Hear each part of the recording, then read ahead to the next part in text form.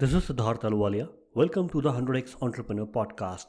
This episode is brought to you by Prime Venture Partners, an early stage VC fund led by Amit Somani, Shripati Acharya, and Sanjay Swami. Prime is often the first institutional investor in category creating tech startups in fintech, SaaS, healthcare, and education, such as Mygate, Neo, and Reco. To know more about Prime, visit primevp.in. Today, I have with me Shanti Mohan, founder of Let's Venture. Let's Venture is an online platform that connects startups to investors. The vision is to digitize and organize private markets in India. Welcome, Shanti, to the podcast. Thank you, Siddharth. Thank you for having me on this podcast. Shanti, would love to know your journey, how you came to start Let's Venture, and much before that, what were the seeds in your mind that led you to this journey? Yeah, so actually, it has been a very interesting journey of Let's Venture. We were founded in 2013, and this is my second venture. Did my first venture in 2000, which was more a product embedded system company based in Bangalore, where we raised seed funding, we raised Series A, and then sold the company. And then I worked with HP, and then worked with HP in India and the US in product management roles. And the very interesting thing was in HP, I worked as part of the personal systems group of HP, where we launched HP's App Store in 2009. So the marketplace kind of understanding was very deep for me. And when I moved back to India, I think at that point of time the ecosystem was still very nascent, and I had started volunteering for a non-profit, and then there was crowdfunding and MOOC, which were emerging technologies in 2012, like very emerging trends where everybody was talking about, how you could actually go raise money online and create a lot more efficiency in the process. And the intent was to build a platform to connect non-profits to help them raise funding, because I was working for a non-profit, and I actually found it very, very challenging to just talk about the story to so many people one on one. And I wish that there was some place where I could go to kind of help them connect to people who wanted to donate to this non-profit. And the journey was very incidental in how it moved into the startup space, because having been a founder, I actually had a very large founder network. And a lot of my founder friends would actually tell me, that since you have networks in the US and since you have networks in India, why don't you connect us to people who might want to invest into us? And that's where the seed of creating a platform to connect startups to investors was sown, right? And then I went and met with about 20 founders, met with about a lot of angel investors. And I think the one thing which I heard back from everyone was, if we have the platform today, we will use it to connect to entrepreneurs, we will use it to connect to investors. This was in 2012, late 2012, early 2013, right? And that point of time the ecosystem was still very nascent. There was no startup India, which was organizing so much of the information as what we have today. And it was very, very hard as an entrepreneur to find the right investor. And when I say right investor, it is very hard to go and ask an investor, tell me about yourself, tell me what your existing investments are before I tell you about myself, right? So that conversation is a little uncomfortable as a founder, right? And as an investor, it is very hard to go find founders whom you want to invest in. And really, Lex Ventures at that time, the vision was very simplistic.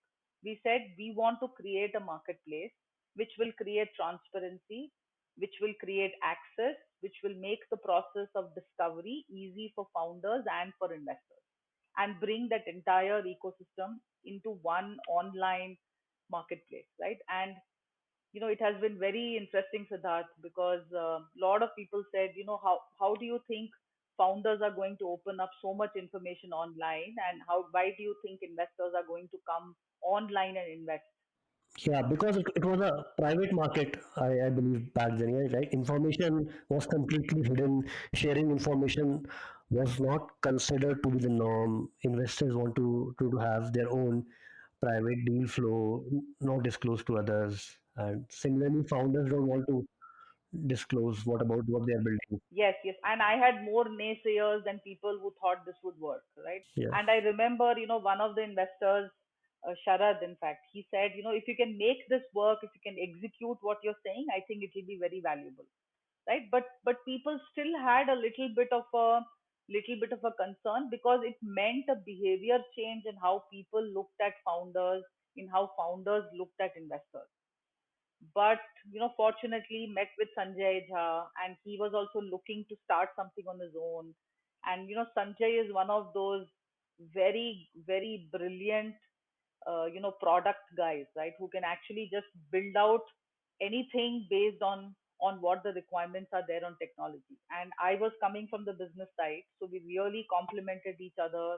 It was a very strong kind of passion for both of us to build this out.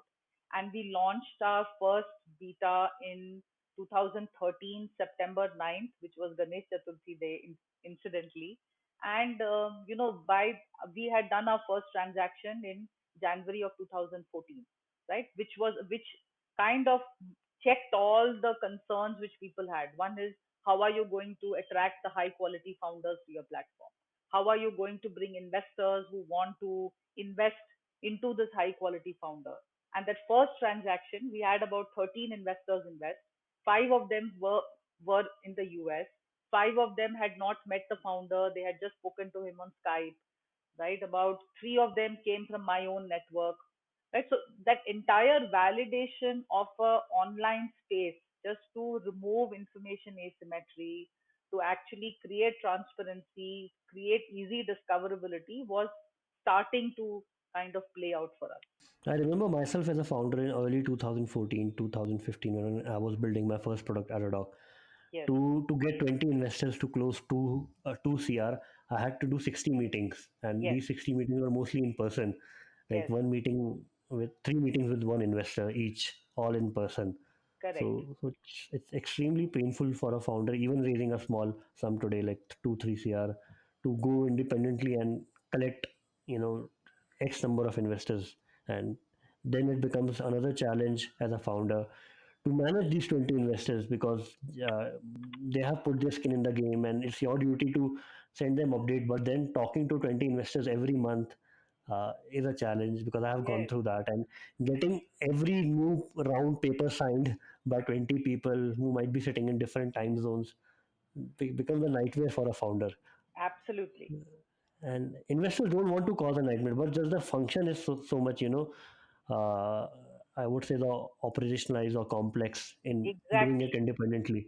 Exactly. So basically, we take care of, so we connect the startups to the investors, then we do due diligence, we do paperwork, right? We only call for money when the DD has gone through, right? So we almost look ourselves like the back end infrastructure for angel investing, right? So you have to just do the things what you love as an investor, where you go get to meet a lot of amazing founders. And then when you decide to commit, then we take care of the entire process of the compliance, governance, right? So there is a lot of things outside just meeting a founder and making the commitment, right? Like you rightly said, Siddharth. And I think that is what we have created with Let's Venture. So the intent is that we want to create more efficiency and transparency in that process of angel investment. So Shanti, one more anecdote. Let's say uh, between 2013 and 2014, I was almost spent like 8 months dedicated to fundraising, and investors from high as Fortis family office all committed. But Yeah. then around 3 4 months, I gathered around 10 investors, but they all said, get a lead and we will sign a term sheet. Yes. So another 4 months, 5 months, it took me to get a lead investor, Yes. so that the rest of the investors could go behind the lead who could give me a term sheet. Yes. So Yes. for a founder, it used to be a nightmare. Yes, Uh, absolutely, absolutely. And I am actually a founder first and then an investor, right? Because we are building out Let's Venture, and I can just relate to everything in the founder's journey, right? Like literally, and that actually is very very good because you can relate to what you're doing from directly the role you're playing in the organization. and Shanti, help me, understand the evolution of Let's Venture over the last 6 years. Yes, yes. How have you evolved into Yeah. a product and a platform? Yeah, yeah.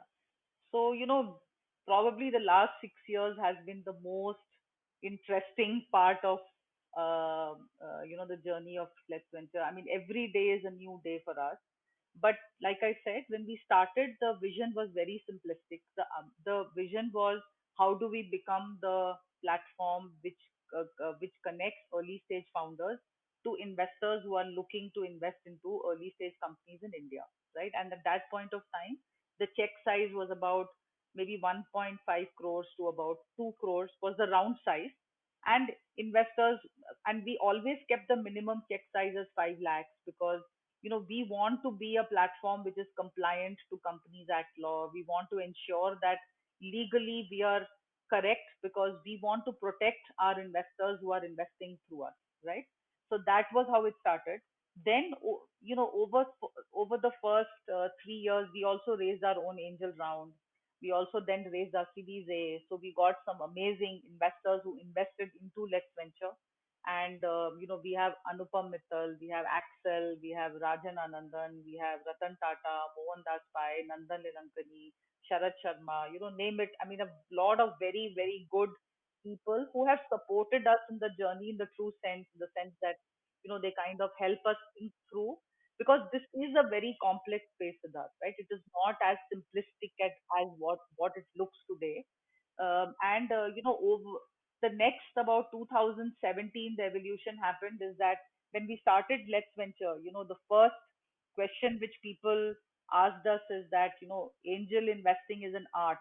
How are you to create a marketplace out of it, right? And literally, we converted that art into a science, right? Because we believe that at the end of the day, there is a science behind how people think about investing, and how angel investors actually behave when they look at investments, right?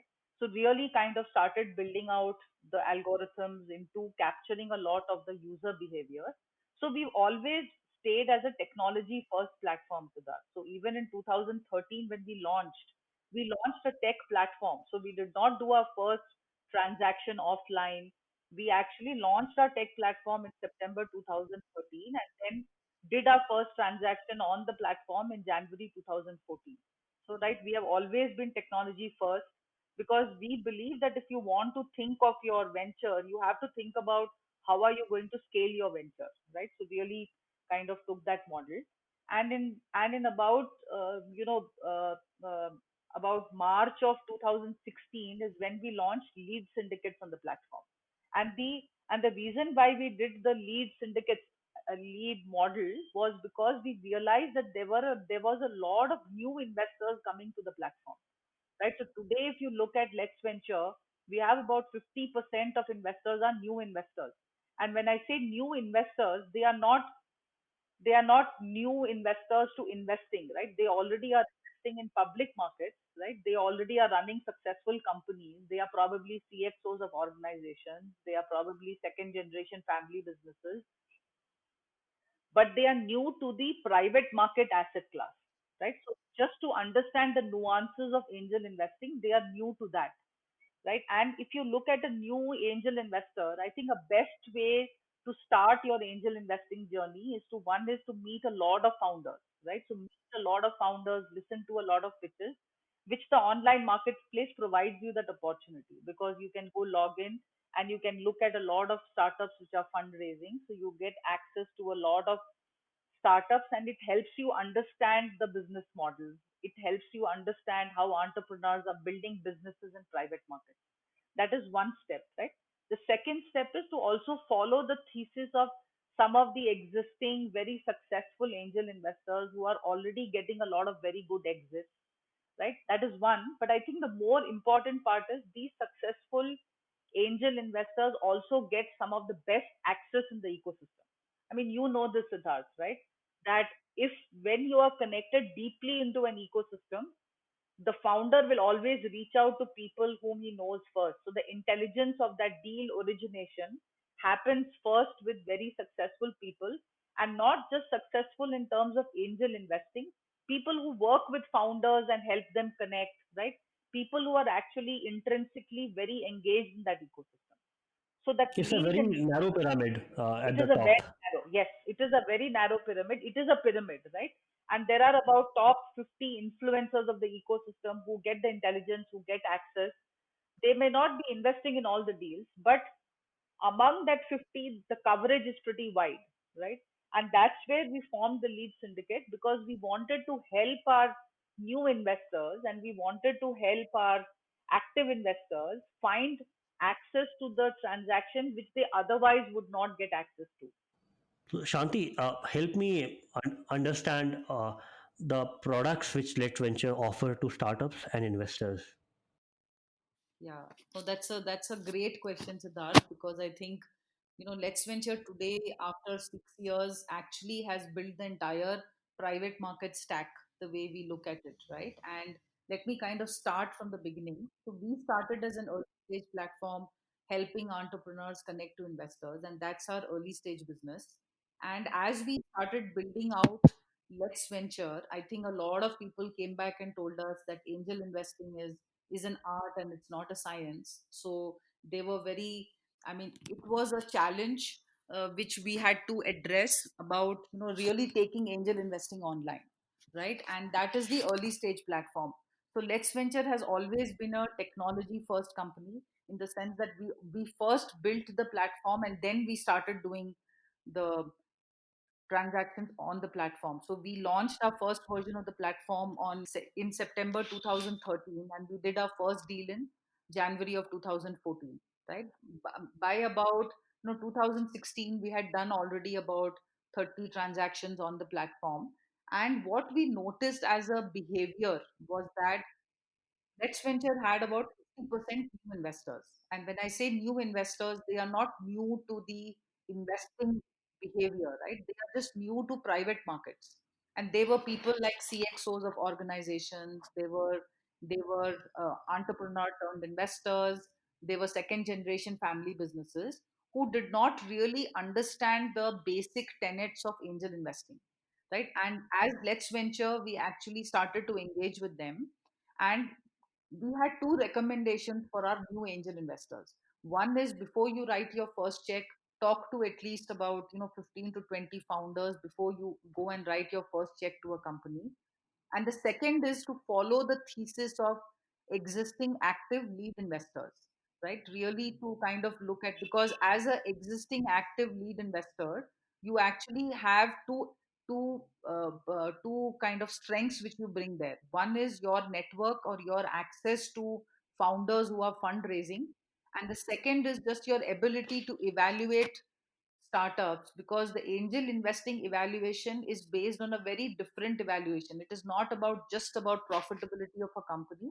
It is also about the ability of the company to go raise their next round, the ability of that venture to scale. So from that perspective, we actually built out a lead syndicate on the platform, where we were looking at, how do we allow our lead investors to how do we allow our new investors to follow the lead investors, as well as to meet a number of entrepreneurs on the platform.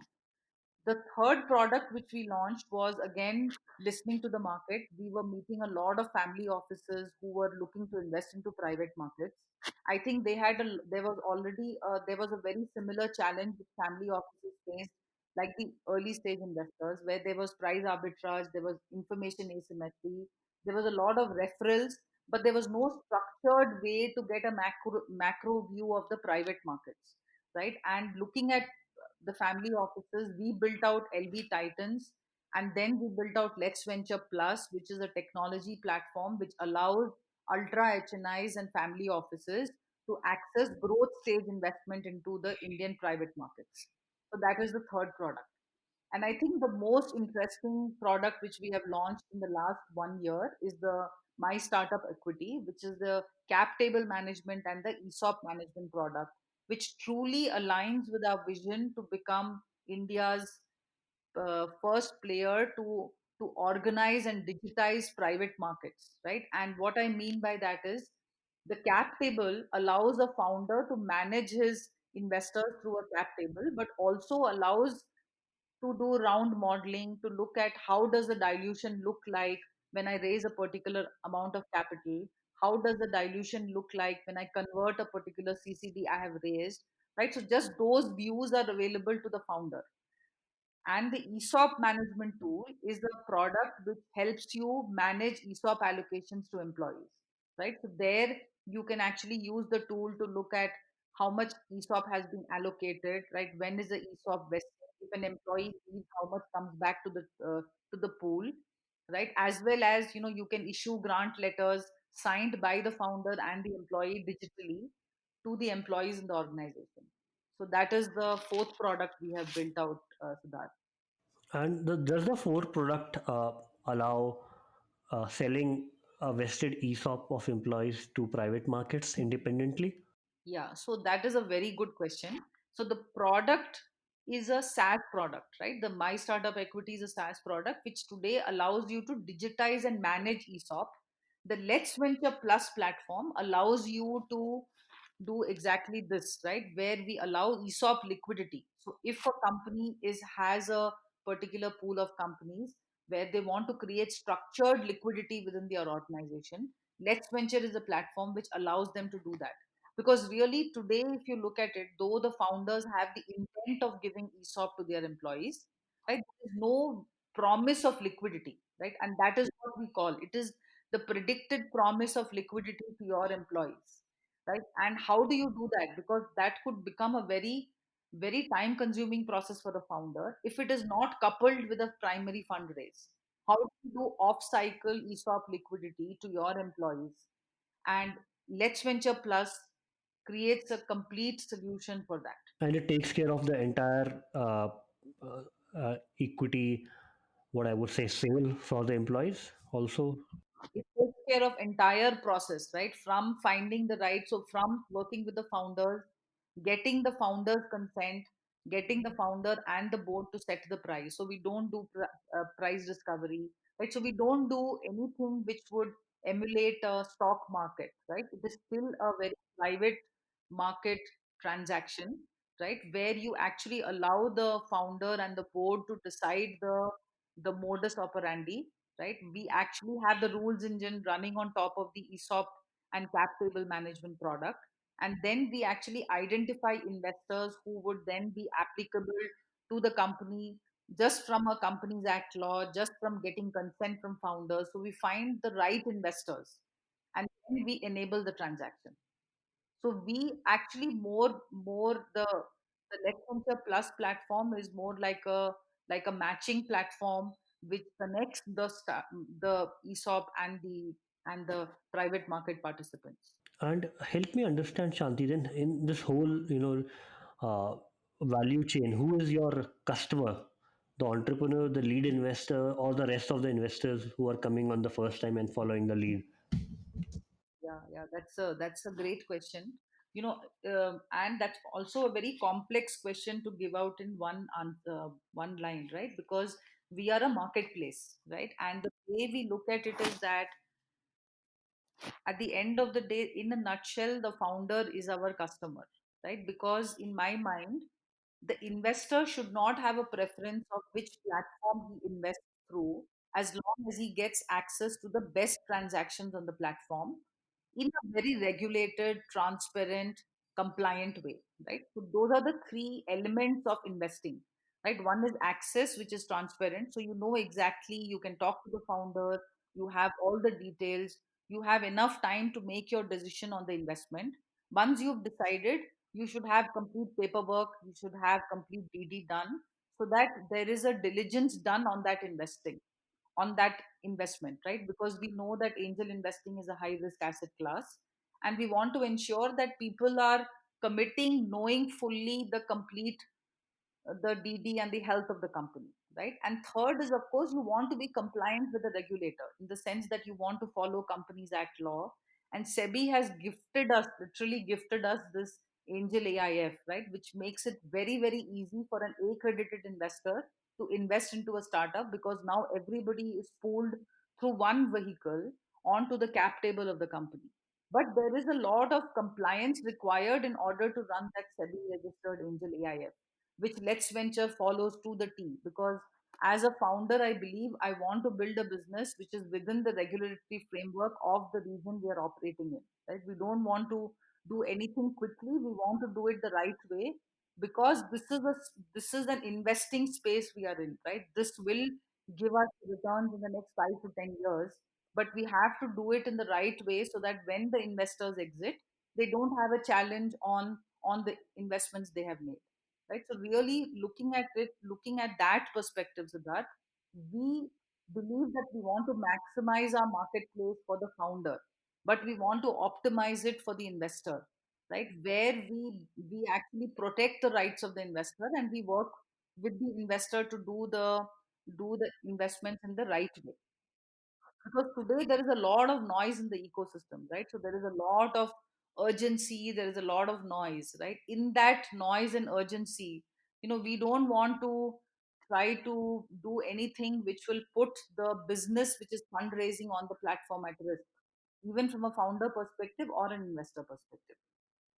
And Shanti, how do you think about exits? Because we are all believers in the Indian startup ecosystem and investing, and you have now, right now, I believe 800 investors who invest in a year on Let's Venture platform.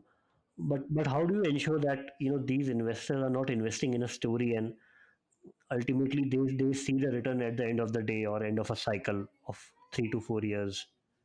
So one is we cannot guarantee exits, right? So that is the nature of angel investing, right? So nobody, and if somebody tells you that he's going to guarantee you exits, I would tell the investor stay away from them, because even a very good VC, very good investor does not know, because there are other factors outside the company which help them succeed, or which bring or which don't help the business, right?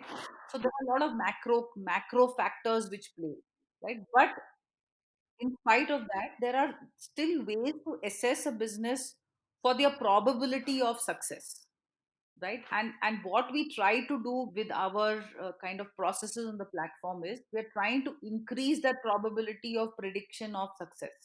That's all we are doing, right? We cannot say that this will become successful. I think nobody knows that when they are investing. That is the first point. Second is, we have been lucky, Siddharth, because we've actually seen some very good exits on the platform. But like I said, I think the exit on angel investing is about a 5 to 8 year time cycle, right? Sometimes you get lucky and the exits happen early. What we have also seen is where there are opportunities for exit, angel investors don't want to exit, right? Because where a larger investor is coming in and saying, I want to clean up the cap table, now no investor wants to exit because he feels maybe if I hold it on for another 3 to 4 years, I might see a much better exit, because the company would have grown and then I can actually see a better return on my investment, right? I know a lot of angel investors who are still angel investors in, Ola, right? They have not exited because they just feel like probably we'll just wait it out, and wait for the company to kind of give us a much higher multiple on what we have invested in. But we are seeing conversations around exit. We are seeing investors, focus on that part of it. And we believe that exits happen when a lead investor is actually working with the founder to help him build the company. We actually see that data shows us that companies which do well are where the investors are actually supporting and working with the company to help them build out the business. Because at the end of the day, building a company is a very difficult journey. And I'm not saying that the investors are responsible for the exit or responsible for the growth of the company. What I'm saying is that the partnership with the investors in building the venture becomes an important element of creating scale and thereby creating exit for investors. And would I assume would there be the total number of exits through LV platform be in single digits or double digits till now? So we have actually had about 64 of our companies out of the 260 have gone on to raise their next round. About 26 of them have got acquired, right? Acquired, merged, gone into bigger companies. So the ratios are pretty good in terms of just healthy, in terms of what an early stage platform can return in terms of IRR to the investors. Okay.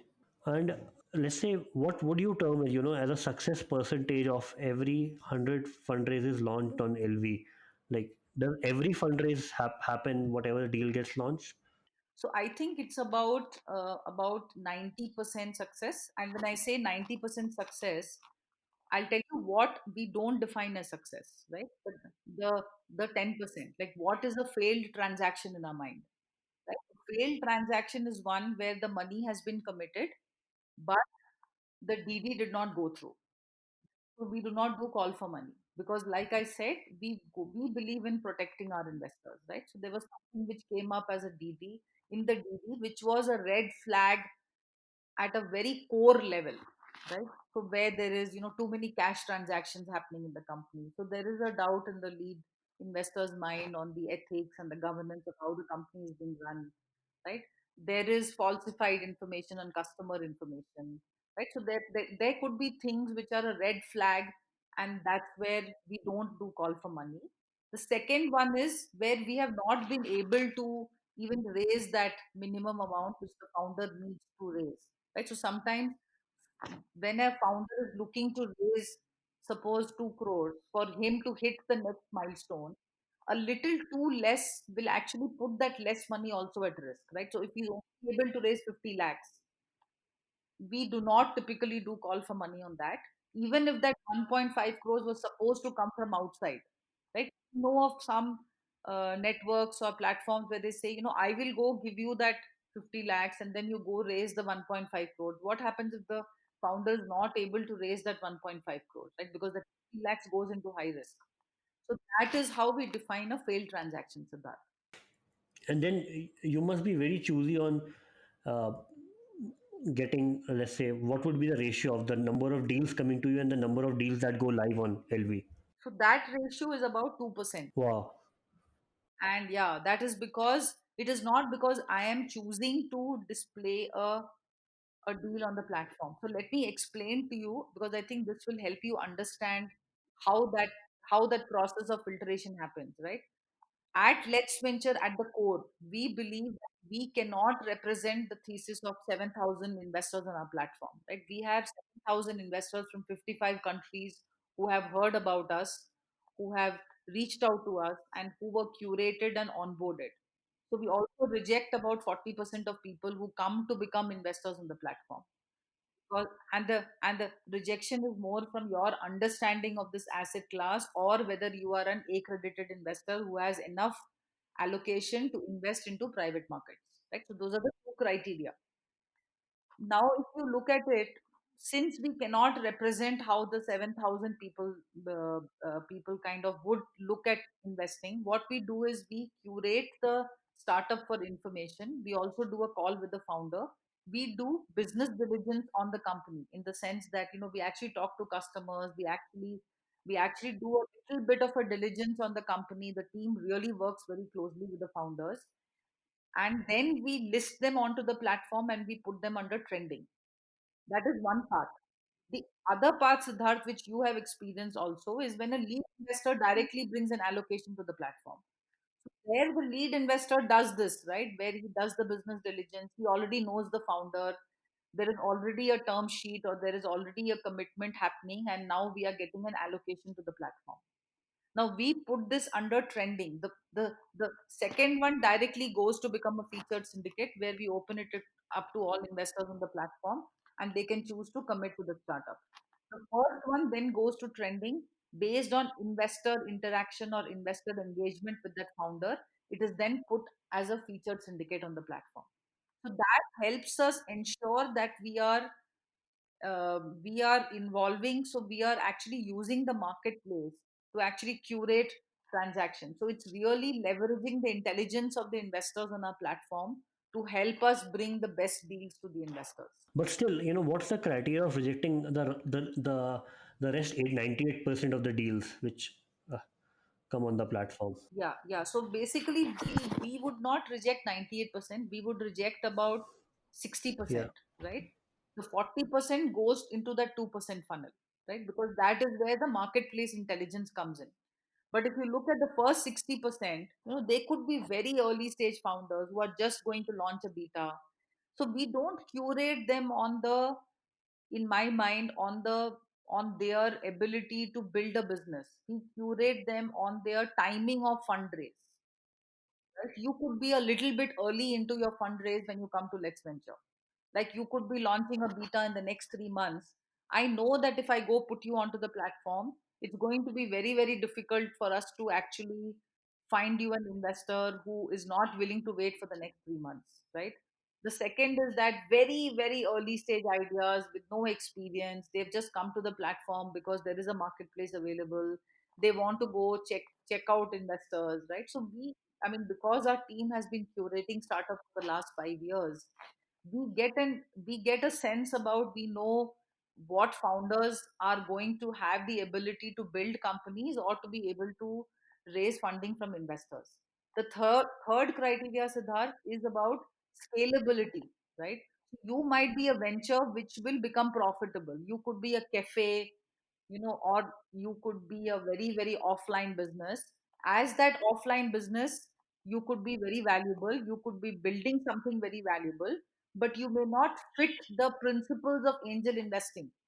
I think I keep telling entrepreneurs, you have to understand why an angel investor invests to know why you will not raise or you will raise money, right?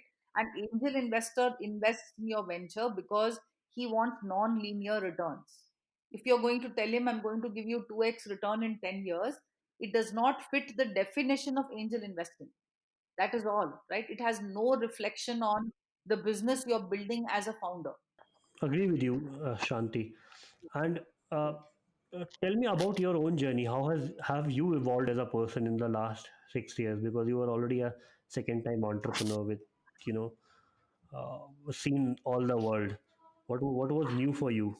Yeah, so for me, it has been actually very interesting because when I started Let's Venture, I came at it as with a founder lens, right? I did not come at it with an investor lens, which actually was very good, Siddharth, because I did not have any biases on what would not work if I would create an online platform.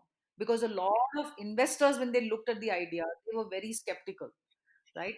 And that has been the biggest learning, is that I think you have to build your company from your own context. That is one. And believe, and you think through that context, right? It does not mean that you be blind to the reality of the space in which you're building your venture. It just means that you have to be very, very aware of what you're trying to build, what is the problem you're trying to solve. I think over the last 6 years, what has been my biggest learning is listen to the market. That is only what matters, right? It is irrelevant about who else is there, who is your competition, who are the other players. I think they are more validations of the product you're trying to build. If the competition is starting to build up in your space, it's a validation that that space is becoming more more relevant and more valuable as a space to be in, right? But really building a company, building a product is about really looking from the market perspective, constantly staying in touch with your market, constantly evolving your company based on what you're listening from your customers, right? That has been key. The second is, which I have reiterated and which I have started to believe in more, is that employees don't work for you, they don't work for the company, right?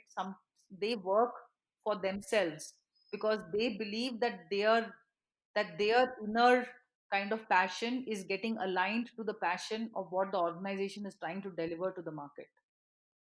And I think if you know that, you will know that your employees can actually take high accountability in how they could help you build your company.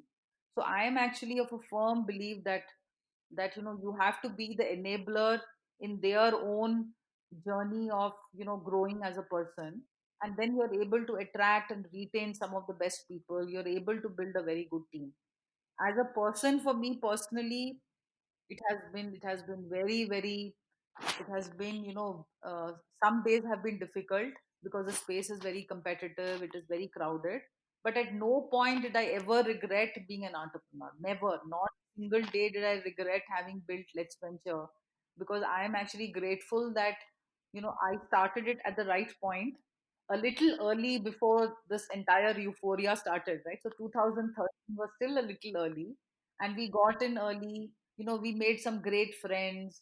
We've got some great believers. We've got people who came out of their way to support us.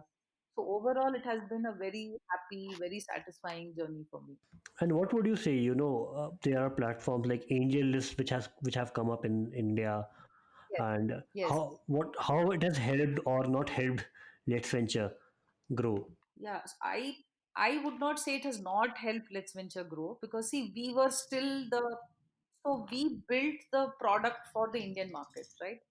And we understand the Indian psyche very, very well, right? In terms of understanding the Indian investors, Indian founders. India is not a do-it-yourself market with that, right? India's investors still want to hear a voice. They still want some help when they're making an investment.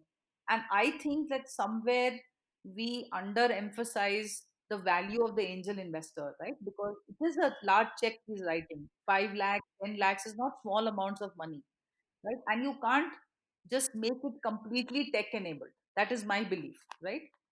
And Angel List was actually originally built for the US market, and they brought that model to India. And I have actually not personally tracked so much of what is happening on Angel List besides, knowing from the investors and the founders. But I think we both play a complementary role, because this is not a winner take all, right? This is a market where there will be multiple players. And for me, the day Angel List announced they're coming to India was the biggest validation of what we started. We knew that we were on the right path, right? Because till then we were the only player, right? Everybody would ask me, but what do you think of Let's Venture? Why have you built Let's Venture? And my question back to people is, what would happen if Let's Venture is not there in the ecosystem? I think if we are able to answer that, we will be able to answer why has Let's Venture been created for the Indian ecosystem. So honestly, it is not just Angel List. There are a lot of other players, right? And we collaborate, because like I said, at the end of the day, investors don't have loyalty, Siddharth. They will go to wherever they get the best transactions, they get the best support, and they get the best compliant process of investing. And if we are able to execute on that, I think there is enough space for everybody to be in this market. And as you rightly said, is the job of the investor is to find the best companies out there, which wherever they may be or whichever platform Exactly. they may be on. Exactly. So I think this entire narrative of, oh, you have a competition, I just think it's overplayed, because it's just very, it is just very interesting to pit two people together, and that is not where we spend our days thinking. That is not what we spend our days thinking, right? We are very, very execution focused as an organization. We are very market focused, right? And it just happens that because we listen to our market, we kind of develop products, and that product also happens to be there with other people. I think that is how I look at it. So our obsession is really with execution. And I think, as, as you rightly said, Angel is coming to India was the best validation that I believe Let's Venture could have, because a US company so large coming to India means the market was really right and the timing was really right for them to come in. Absolutely, absolutely. And Utsav has done his first lead investment through Let's Yeah. Venture, right? 2014. So it Wow. is good.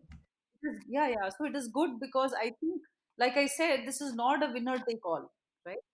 This is about creating efficiency. This is about creating access.